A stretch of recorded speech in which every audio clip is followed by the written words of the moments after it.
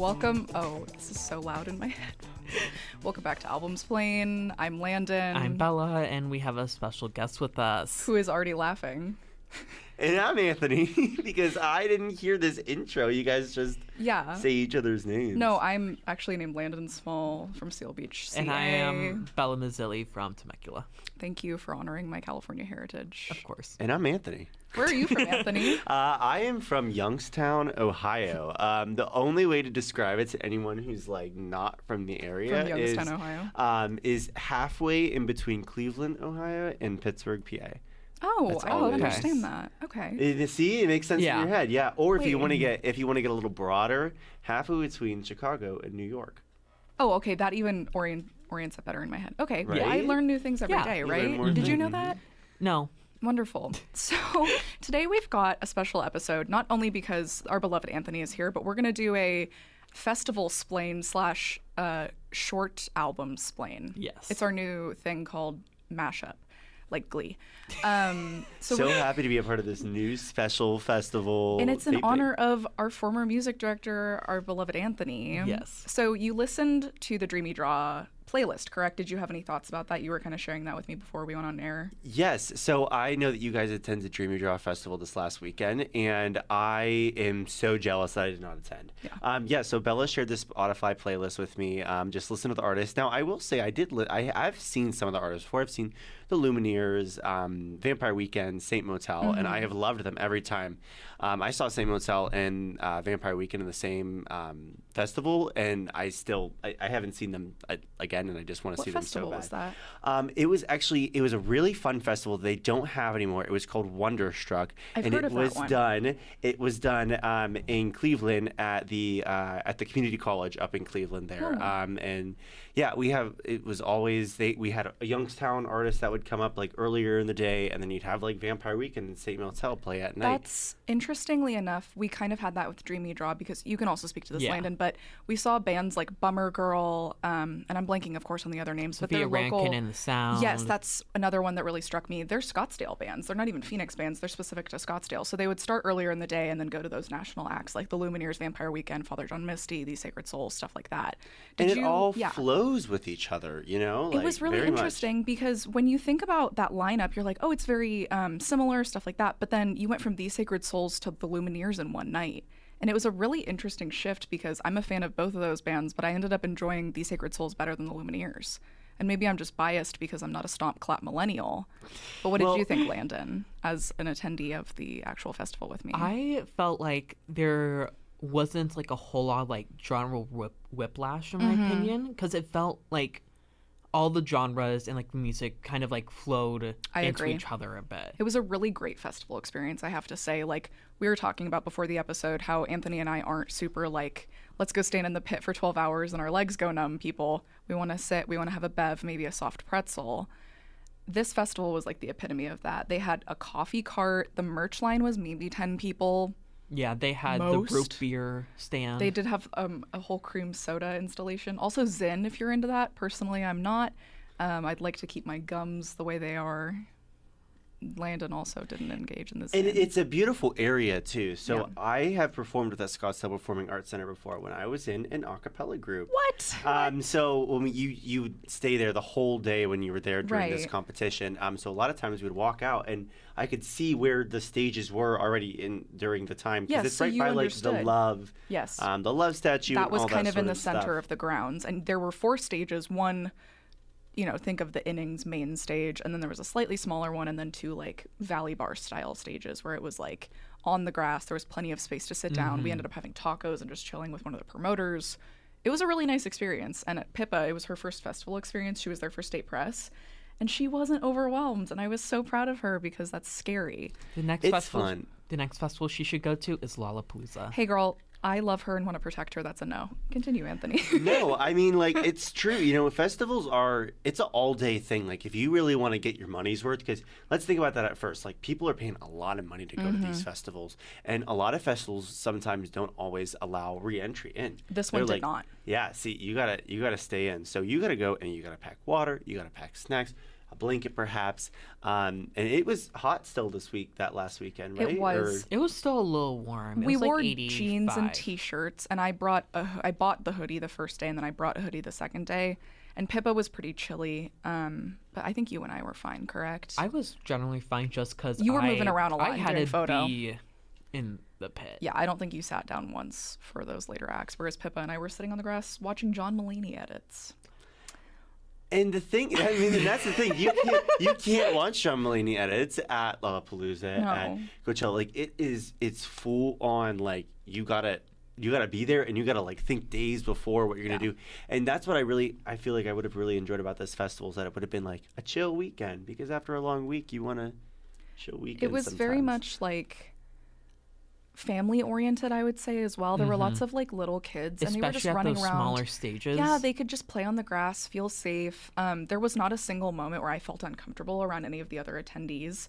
There was one drunk guy that almost fell on Pippa, but I like swiped her out of the way. That's just par for the course. And the fact that there was one drunk millennial instead of thousands, it was speaks good. to the festival for itself. It is the festival where if your grandparents say they want to go to a music festival, You would say yes. You bring them to that one. Exactly. And it's right in the heart of downtown Scottsdale. The second day, we ended up going to Sugar Bowl to get ice cream before and just like waltzed into the venue. Yes. It was yes. awesome.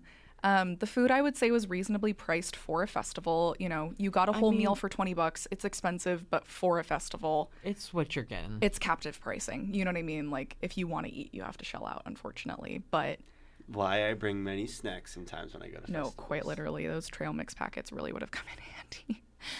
Landon, as a fellow attendee, what was your favorite performance and your maybe least favorite performance, or performance that you thought could have been better? My favorite had to be either Vampire Weekend or The Sacred Souls. Mm-hmm.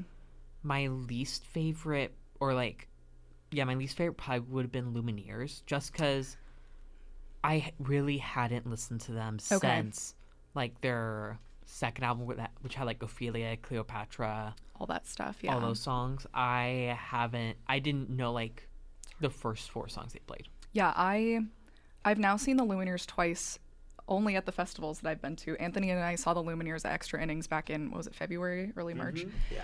I am not impressed by their live performance. I only think because if you're a fan of them, and this goes for all other kinds of music, you're going to love the live performance. Like, I saw Blonde Shell at the Crescent Ballroom on Monday night, and I was into it. But also, I thought objectively she was awesome. The Lumineers, I think they felt kind of flat to me. What did you think about when you saw them? Well, and I have to agree about that with the Lumineers. I just feel like there was no like up. And the thing about a festival too is that you have to recognize that not everyone's going to know who you are, even if you are the headliner. There's a lot of people that go to festivals that go really for those Scottsdale bands or something like that. So you gotta pump up the audience in some way. And I feel like when we saw the Lumineers, I didn't feel like there was this pump up. It felt like they went through their set list that they've been doing. It was very rote. And that they're fans of someone who listens to them all the time would love. Yep. But if you're at a festival audience that's not a diehard Lumineers fan, it's just not a set that you would particularly enjoy. And that's just how I feel. And that's okay. Like, the fact that I think it speaks to the quality of this festival that our least favorite act was still incredible. It was still very good. They were still an amazing...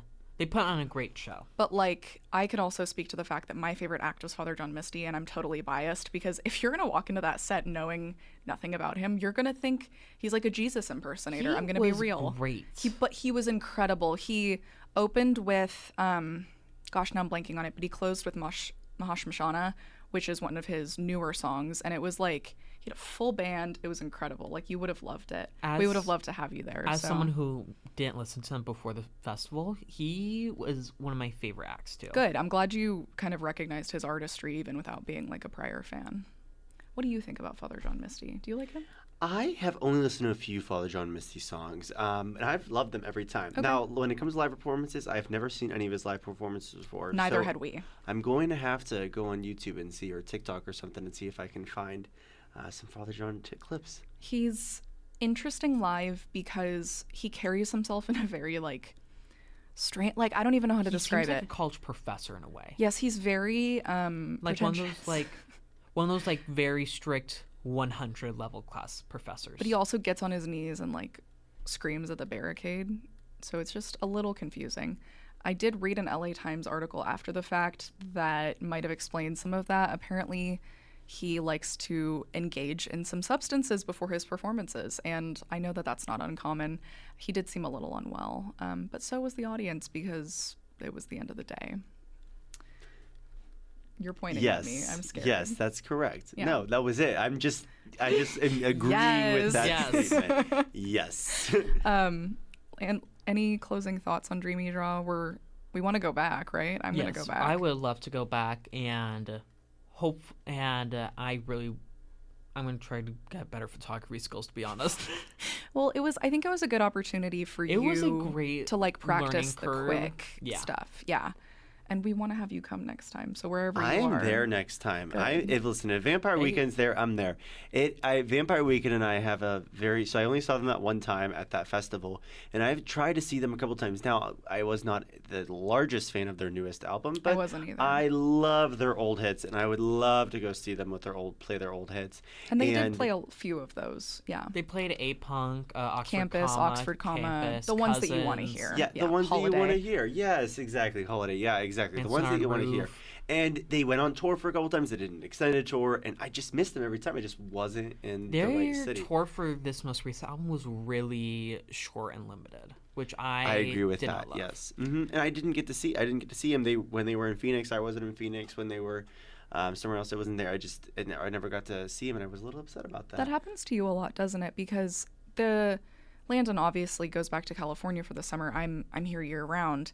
And the bands that I want to see sometimes don't come to Phoenix, but all of the bands that he wants to see seem to be in LA when he's here and in Phoenix when he's in LA. I don't know how that works out. I don't know how that works out. It's because we're too close. And they're always in that like early May cusp when you're traveling. And a lot of the people like go to like Coachella and stuff, they always go to like Phoenix either like the day before or like the it's weekend. a quick stop because between. all of our circuits are within like a 30-mile radius, I would say. Yeah, or either the end of the tour or the beginning of the tour. I mean, I saw Era's tour opening night when I was a senior in high school. It was literally day one, so I didn't know anything about the set list, and it was an awesome experience, frankly. I mean, she puts on a great show, so it's just interesting to think about like the mechanics of touring. I've never gotten into that until like a couple months ago, and I've been doing research like a little nerd, so I think it's fun. But yeah, we'd love to have you come. I know you'll be on your big boy job by then, but I think it would be fun. Let's all cross fingers for that one, too. You're going to get a big boy job. You got this. We believe in you. If of all the people. Thank you, everyone. You're welcome.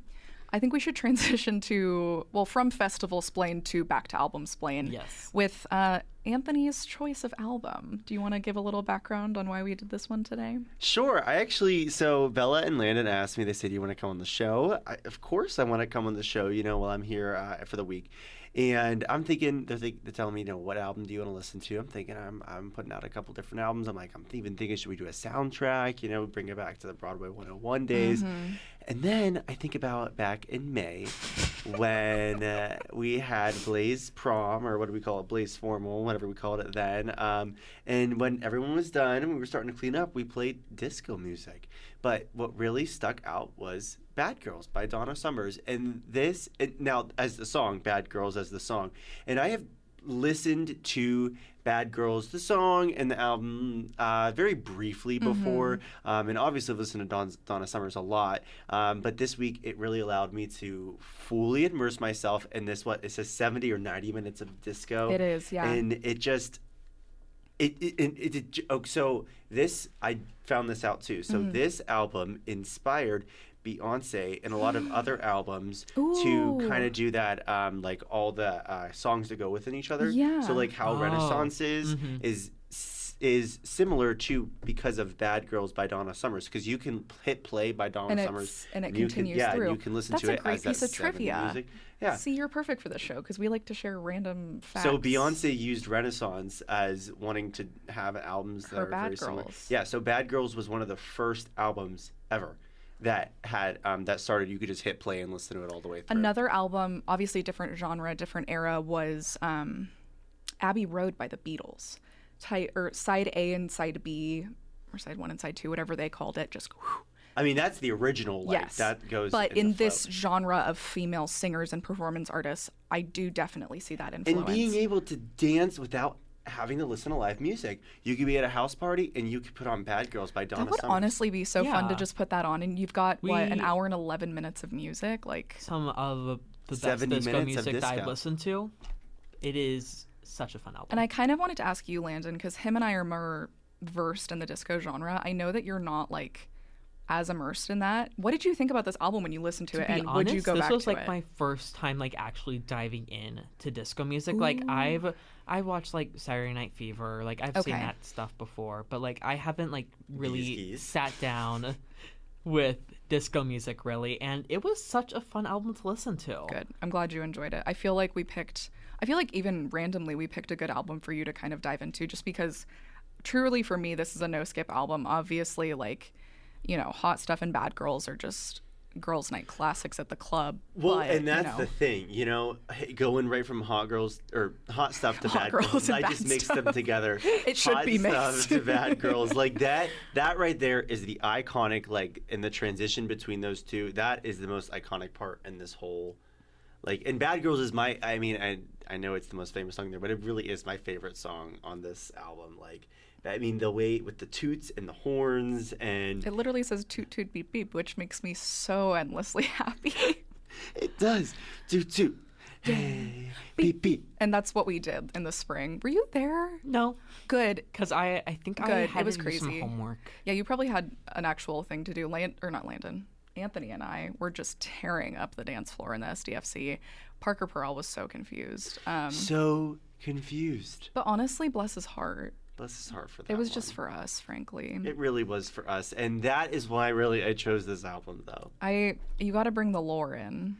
So tell us your lore, Bella, about this album, though. Like, So- what first introduced you to disco music, and then how did you get here? Okay, so my mom is my best friend. We know this. Like, she's my rock. She's always been there for me in the way that only a mom can be for a daughter, So when I was little, they started to introduce me to music, of course. And my mom used to go, she was born in 1972. So when she was in her 20s, it was the 90s, and they were having disco nights still in the early 90s. So my mom would go dancing and still hear all of these songs. And she introduced them to me via the radio, via, 70s on 7 on Sirius XM. I still listen to it this day. And I fell in love. You can't not fall in love with disco. It's good for little kids. You can dance to it. It's very like catchy and it sticks in their head. And for me, when I heard Hot Stuff, I was little enough that I didn't know what she was talking about, but I was like, I like her voice. Like, I just thought it was so fun. So for me, I honestly can't pinpoint a specific moment where I got into Donna Summer, but like, she's always been there throughout my childhood, I think, and I can credit that to my mom for sure. I've also, I grew up with ABBA through Mamma Mia and stuff like that. That, kind of goes in and out of the disco realm. Stuff like Kool and the Gang I'm super into. I saw Chicago and Heart, no, it wasn't Heart. I'm actually blanking. Earth, Wind and Fire. Oh, yes, it was Earth, Wind and Fire in Chicago. Saw them together. That was my first disco concert, and I'm just a super fan.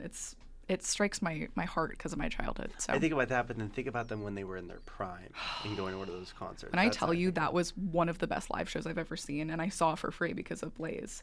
It was incredible. One of the few things I know about Earth, Wind and Fire Right. is that they recently came out for Sabrina Carpenter when she performed Mm-hmm.